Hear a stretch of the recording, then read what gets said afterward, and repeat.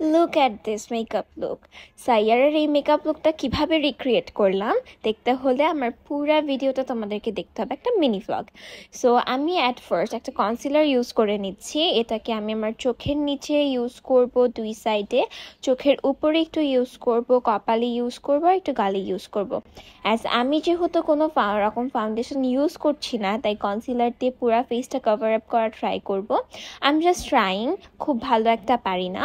তো আমি ব্লেন্ড করে চলে আসলাম। দেন আমি এই পাউডারটা দিচ্ছি, বানানা পাউডার। দেন হুদা বিউটির এই প্যালেটটা থেকে আমি অরেঞ্জ টাইপের একটা খুবই সিম্পল একটা শেড চয়েস করে নিচ্ছি। অ্যাজ আমার কাছে ব্রাউন টাইপ প্রপার ছিল না, এই জন্য আমি এটা দিয়ে একদম চলে আসলাম, একদম খুব হালকা করে। দেন ব্লাশ দিচ্ছি।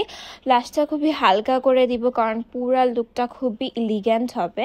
সো আমি একটু ব্লাশ দিয়ে চলে আসলাম একটু নাকের উপরে। দেন আমি কাজল দিচ্ছি। আমি using Kajal look.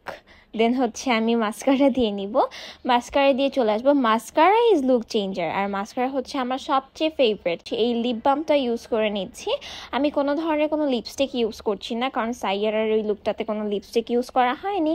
So here is my final look. আমার পুরা একটা ট্রানজিশন ভিডিও দেখতে তোমরা দেখে নাও।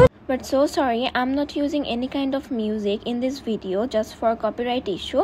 If you want to see this transition video, তোমরা আমার শর্টসে গিয়ে দেখে আসতে পারো। And here is the final looks of Saiyara, and I'm in love with this look. Thank you so much for watching.